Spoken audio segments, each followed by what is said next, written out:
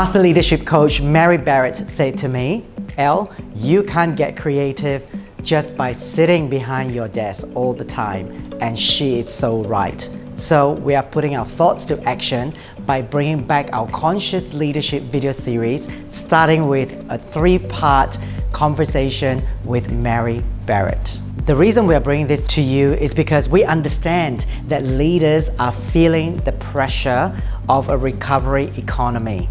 Yes, it is important for leaders to be there for their team. It is paramount that they do it with self-care. These 3 episodes look at 3 key words: form, flow, and fear. Let's start with form. Form is about the best of ourselves, mentally and physically, at work and in our lives. If you are feeling disconnected from yourself, Mary talks about the 4 rooms leaders should get into to get yourselves ready for the day. Here's what Mary has to say. As leaders, the pressure that's on us now is than never before regarding the last couple of years. And so I allow and invite all my C-suite leaders to enter the 4 rooms of themselves. So I call these my cultivating wellbeing rooms for my leaders. And part of my job is to do psychoeducation as well as coaching and clinical hypnotherapy with my clients. And I invite them on a daily basis to enter the rooms of themselves. Because as leaders, you're human beings, and you know you can't pour from an empty cup. So how are you looking after your own well-being? So I invite you to enter each of these rooms of your own well-being home on a daily basis. So let me talk you through the rooms. The first room that I suggest and invite you to use is your physical room. You know yourselves when you've not slept due to late calls, due to insomnia, due to anxiety, due to worry. You can't perform at your top level the next day. So it's about nutritious eating, it's about proper sleep, and it's exercise. And out of those 3, sleep is the primary one. Any of those got young children will know what it's like when you have to work the next day when you haven't had a proper night's sleep. So even if you eat well and exercise well, if you don't sleep well, it negates the other 2. So that's the first room I invite you into. The next room I invite you into is your cognitive room.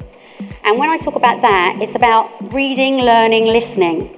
But it's not about picking up your mobile phone first thing in the morning to read the news, to that email that came through overnight that you've been waiting for and probably not slept very well because you've waited for that email to come through.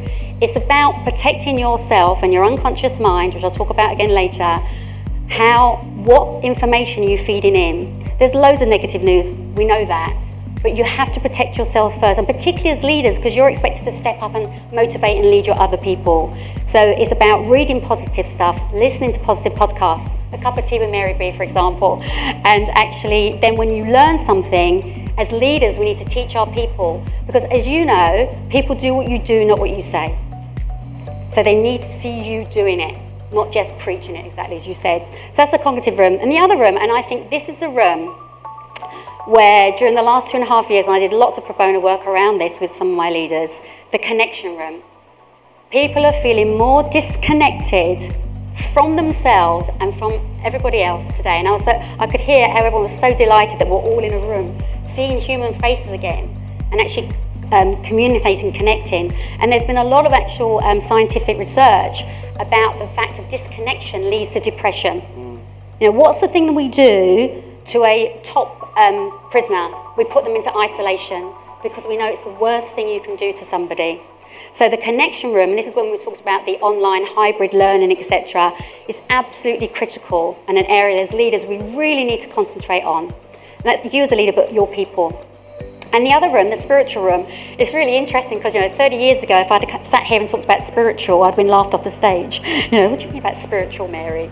But spiritual is about when you're being present, when you're in the now, when you allow yourself to switch off. We'll talk about that inner critic later. When you switch off, it could be baking, it could be walking in nature, it could be doing photography, it could be playing a musical instrument, it could be listening to music, but a room where you allow yourself to be. Because out of all of the rooms, when you get the physical room correct, when you get the connection room correct, and the cognitive room, then you can easily access that spiritual room. And I know we've got massive creatives in the room. You will not get your idea about your next event sitting at your desk. You know you get it when you're walking in the park. You know when you're in the shower, or when you're just doing some creative drawing or mindfulness or meditation or yoga. That's when you're going to get your ideas. So all of it's about urging you into that spiritual realm.